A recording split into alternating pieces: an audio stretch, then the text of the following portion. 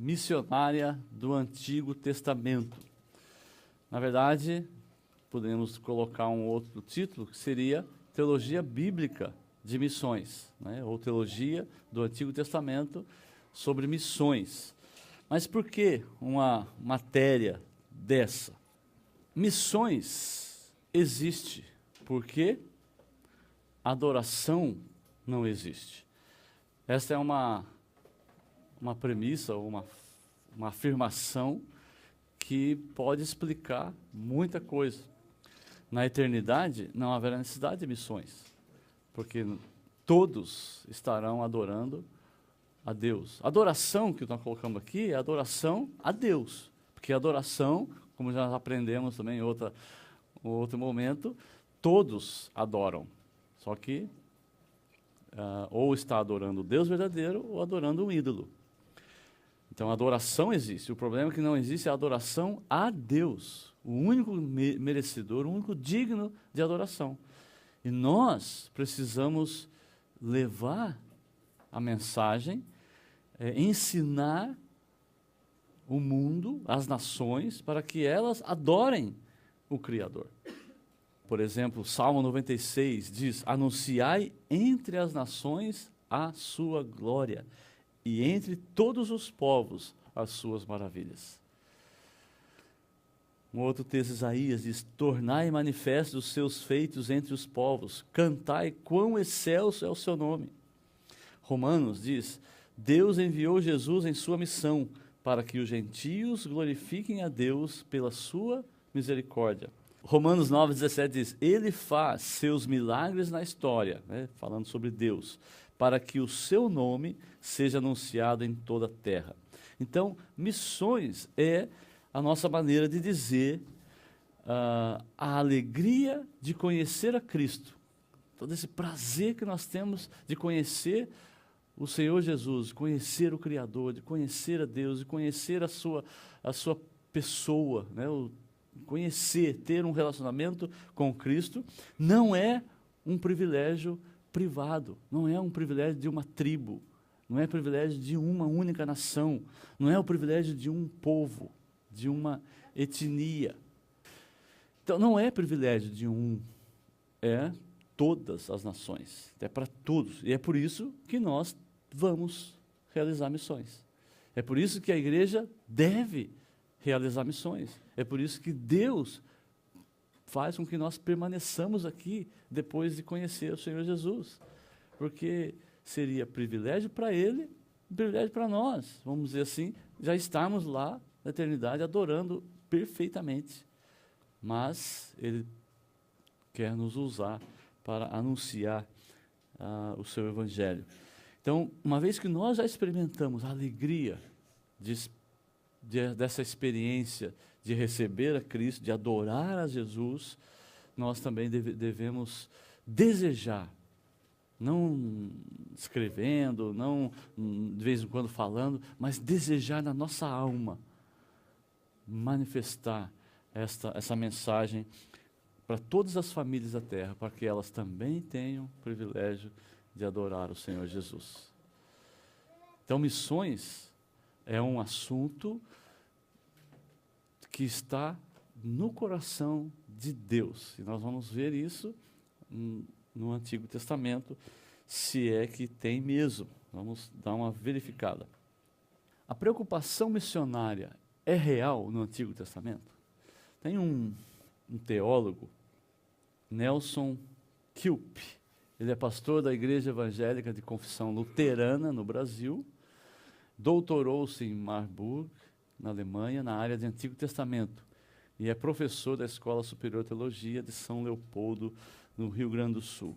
Ele fez essa pergunta e respondeu essa pergunta, se o Antigo Testamento apresenta alguma preocupação missionária, e a resposta dele é que não existe preocupação missionária no Antigo Testamento. E ele até colocou alguns argumentos, os 7 argumentos, 7 teses, para demonstrar que não existe. Então, nós não vamos estudar todas as teses dele, é bem assim, tem pormenores ali que... mas eu vou colocar aqui só para vocês verem essas teses.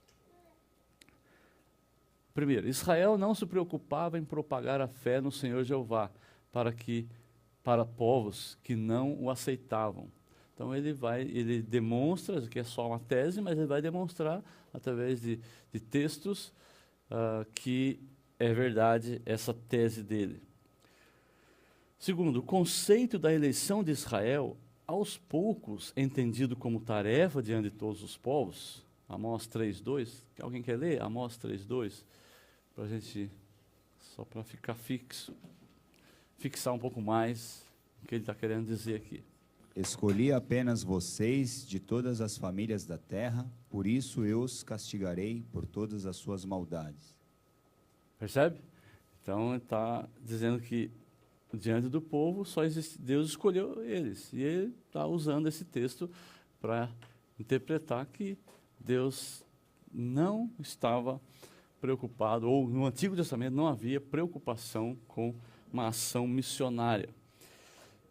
E a ideia que o povo de Israel tinha de ser uma bênção a todas as nações, podia ser praticada de outras maneiras, de várias maneiras. De ser ali um povo exemplo, modelo, padrão, mas sem aquela ideia de ter que ir, explicar e falar e proclamar. Então Israel ficaria aquele gueto. A mensagem dos profetas dos séculos 7 e 8, ali antes de Cristo, apontava para a culpa do povo. Então havia uma denúncia dos profetas, bem como proclamava juízo para o futuro. Então Deus estava preocupado simplesmente com a nação de Israel. Isaías e Miqueias apresentam o fato de que Deus fará as demais nações subirem a Jerusalém. Esse termo, umbigo do mundo. Então, ali se quiser ter acesso à vida, só em Jerusalém. E aí as demais nações é que tinham que ir para lá.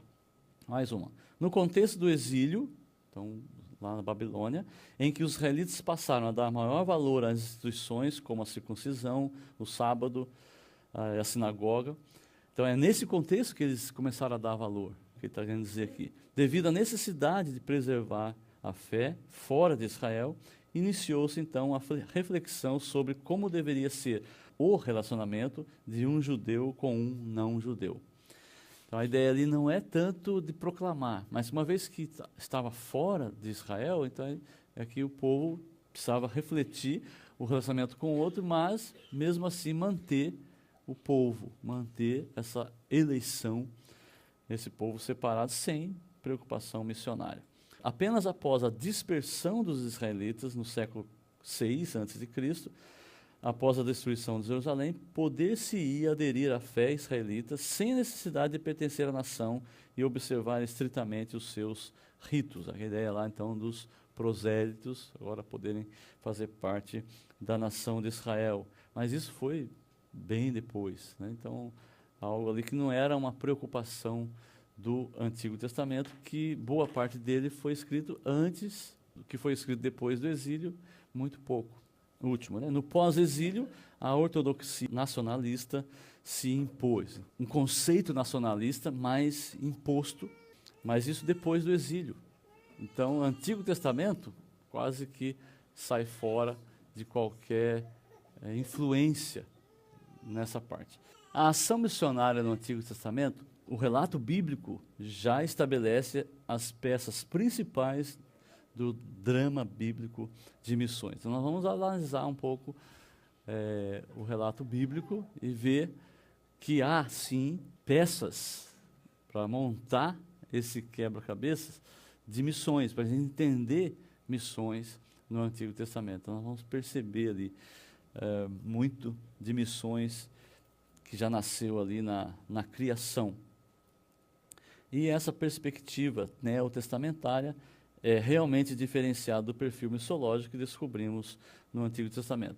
Obviamente, vamos olhando para o Novo Testamento, nós não vamos olhar hoje, nem nesse curso, mas já entendemos um pouco o Novo Testamento, sabemos que o Novo Testamento mostra um perfil missológico, já à parte até do povo de Israel.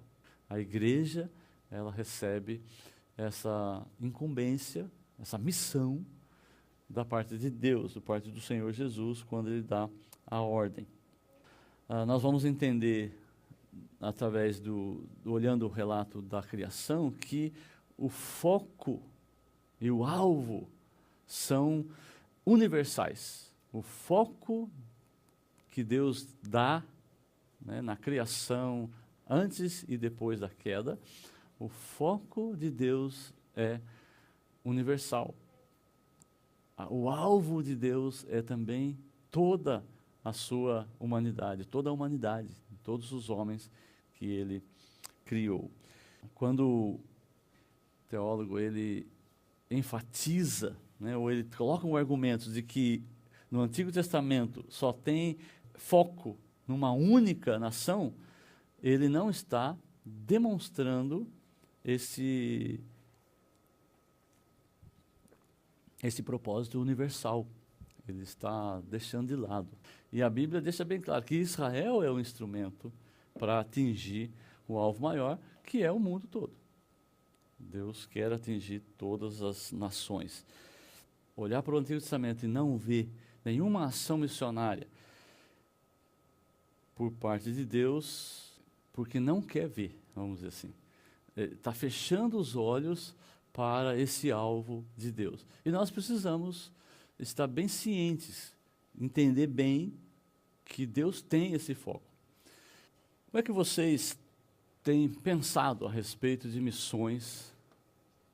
Ou se você, com a informação que você tem agora, até agora na sua vida, se alguém falar, Deus está preocupado com as nações, está preocupado com que povo? Porque nós falamos, por exemplo, Deus está trabalhando e vai chamar, a sua chamada é para os seus eleitos. Então, Deus está preocupado com que povo? Tudo bem, é os eleitos, mas os eleitos de onde, né? O que você responderia de imediato, assim, sem grandes estudos, sem termos teológicos pesados, profundos, de uma maneira simples? Que argumentos você daria? O que você diria? Você diria, Deus está preocupado com o mundo todo? Ok, isso aí é um bom entendimento. Agora, no Antigo Testamento, como é que você argumenta que Deus está preocupado?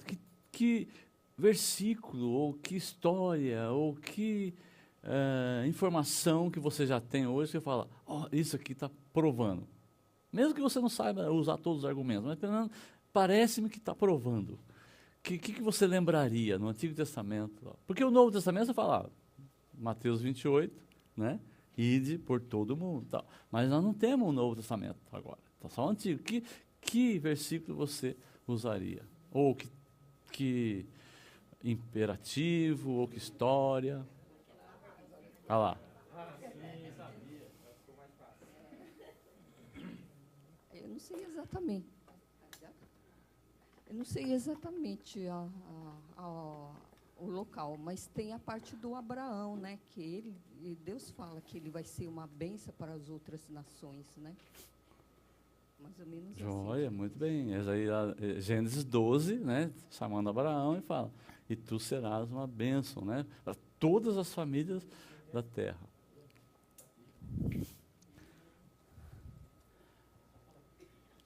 Eu acho que poderia ser também a parte da ordem da criação, né? Que Deus fala para Adão e Eva que eles devem crescer, multiplicar. E lá em Gênesis, né? Que ele fala sobre isso. Poderia ser isso também?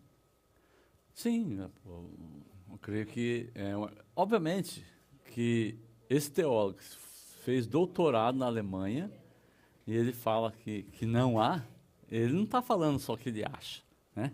Certamente ele tem teses, essas teses dele é baseada em bastante argumento, talvez uma exegese, se é falha ou não, tem. Eu só trouxe aqui as teses, não há tempo e nem tive condições de olhar pormenores.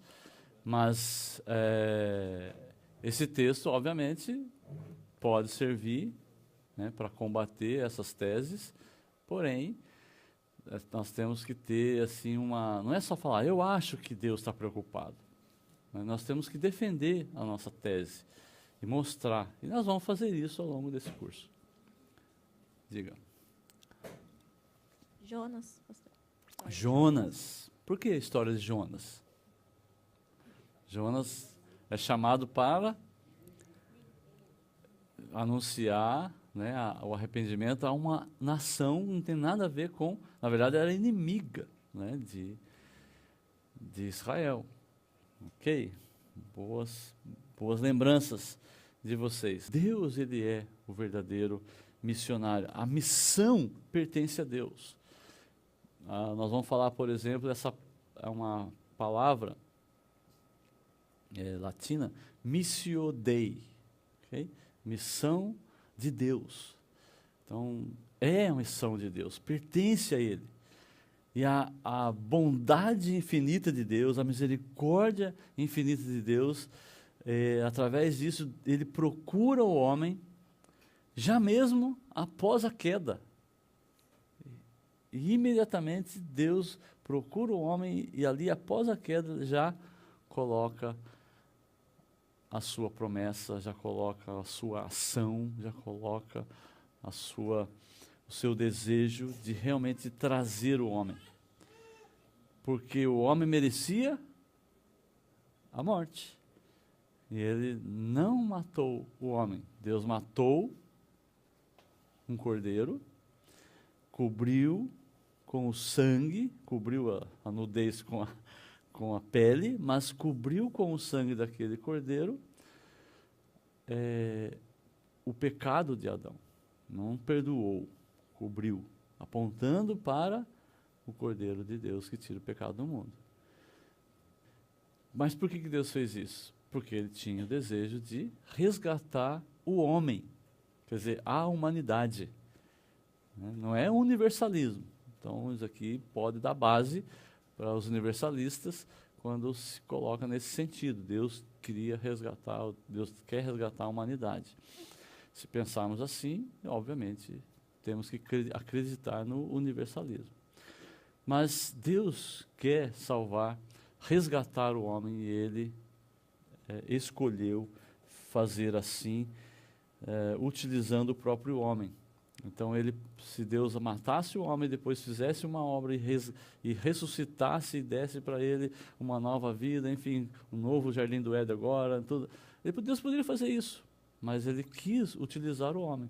Então, Ele manteve a humanidade viva, fisicamente, morta espiritualmente, mas viva fisicamente, para que o descendente, o Cordeiro de Deus, nascesse neste contexto de humanidade caída, para, através da sua obra, haver então essa propiciação, e com isso o homem ser novamente aceito na presença de Deus. Então, desde a queda, nós já vamos ver ali o nascimento dos filhos de Adão, e após o nascimento dos filhos, nós vamos ver duas classes, né? A humanidade dividida em duas categorias, talvez, ou duas classes, em relação à fidelidade a Deus, a confiança a Deus.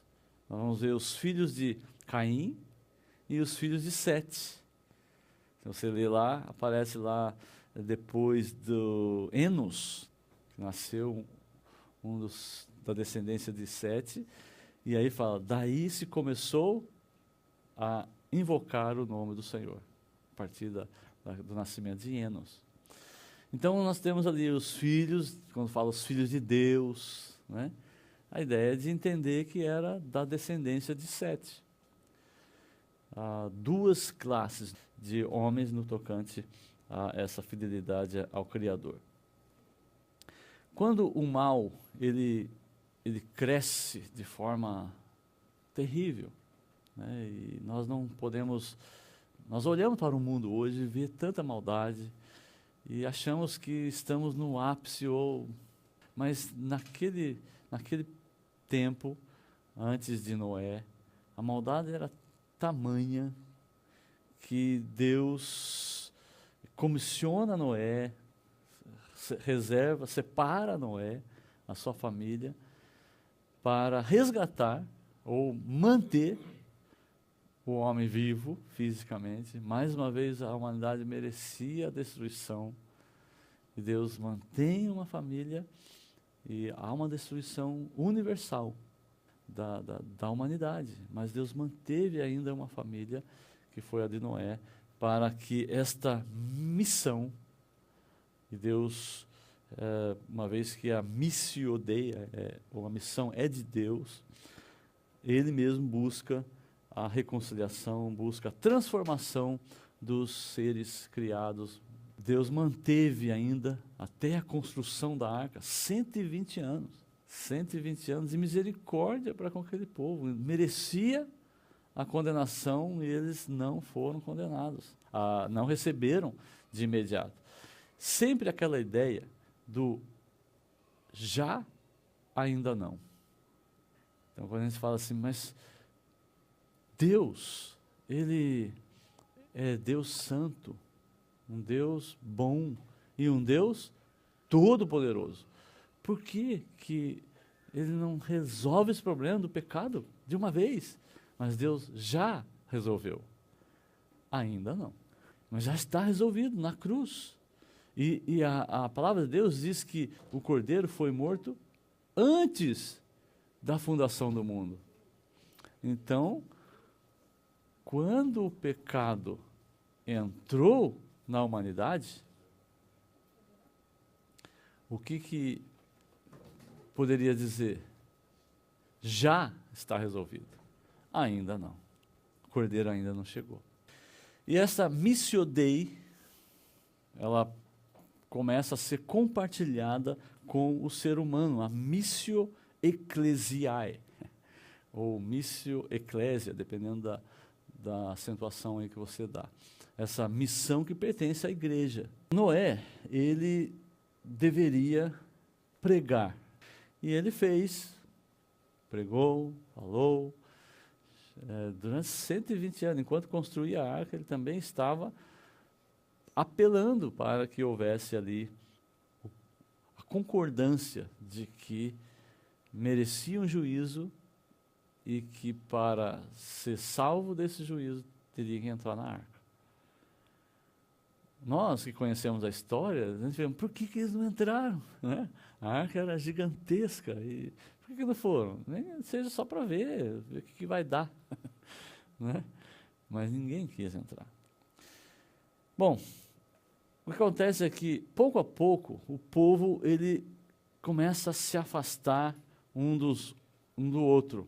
Aí na história que nós conhecemos, depois de Noé, o que aconteceu? O povo manteve unido ali, com uma língua só. Deus havia dado a mesma ordem que deu a Adão, Deus deu a Noé, para que ele multiplicasse e enchesse a terra. Então, houvesse um espalhar, mas foi nascendo, formando povos, e aí foi surgindo líderes, né? Isso, não, vamos fazer, e fizeram lá a torre para que ninguém se afastasse. Por que a torre tinha que ser para atingir aos céus, para chegar a Deus, tal? Talvez possa ter essa pretensão, ou apenas dizer que o homem pode chegar mais alto que puder, tal, mas isso aí a gente sabe que é uma pretensão furada, chegar às alturas. Mas não era só isso. Havia também um ponto de referência, né? Um ponto de referência para que ninguém se espalhasse tanto, porque o povo estava crescendo e lá não tinha isso, vamos fazer minha casinha aqui em 250 metros. Não tinha esse negócio, não. Era terras e mais terras, não era pegar um pedacinho, era coisa grande que não temos aqui informações como é que era loteado lá, os lotes, né? Mas era as famílias iam e ia pegando lugares grandes. Então, acabava se separando mesmo. Mas, para que não se separasse tanto, então ficava tentando manter uma certa distância do ponto de reverência. Não quiseram obedecer ao Senhor. Deus, então, mais uma vez, ele vai firmar a sua aliança, onde ele chama depois, nós vamos ver, acontece o chamado de Abraão. Então, há a divisão das línguas, depois, então, Deus separa, agora manda que eles separem nações. Lá em Gênesis capítulo 10, nós temos 70 nações, os descendentes todos ali, mas representando as nações que nós temos hoje, que é muito mais do que 70. Mas essa separação, Deus então agora escolhe um povo. Ele separa Abraão para ir até esses povos. Então, mais uma vez, vamos ver aí essa iniciativa de Deus, essa missio Dei, sendo bem clara nas Escrituras. Esse é um termo que nós encontramos no Antigo Testamento, o Deus de toda a terra. Ele começa a estreitar, começa a fazer com que aqueles interesses privados, interesses mais particulares com o povo de Israel, esse interesse começa a ganhar, ou começa a atingir, começa a expandir, começa a chegar mais longe e ser, de fato, proclamado a todas as nações. Há um outro teólogo, Groot, o nome dele, ele diz o seguinte: Israel é a palavra de abertura em proclamar a salvação de Deus, não o amém. Ele já não é aquele que é contra, né, a missões no Antigo Testamento, ele é favorável. Ele vai dizer, Israel é uma palavra de abertura, não é o amém. Por um tempo, Israel, o povo de Abraão, ele é, de fato, separado das outras nações. E Deus deixa bem claro, especialmente quando ele tira Israel do Egito. Ele começa a mostrar o favorecimento para o povo de Israel em relação aos demais povos, especialmente ali os egípcios. Não é simplesmente para que Israel se sentisse queridinho, né, do papai. Não é só um privilegiado, eu que sou o filhinho queridinho de Deus. Não é nesse sentido, mas para que Israel, através de Israel, Deus pudesse abrir caminho para atingir mundialmente os povos. Em resumo, Deus, sim, ama Israel, mas não é exclusividade permanente. O privilégio deles serem instrumentos de Deus na proclamação da sua missio, né? Missio Dei. Ok, vamos conhecer um pouquinho então sobre Deus. Nós já estudamos, vocês já estudaram aí, então não vou entrar com grandes detalhes, mas temos que olhar para Deus para ver essa missão, qual é a fonte da missão, né? Nós temos alguns atributos, chamados aí atributos comunicáveis e incomunicáveis. O que é comunicável e o que é incomunicável? O professor de vocês está aí para fazer a prova agora, né? Os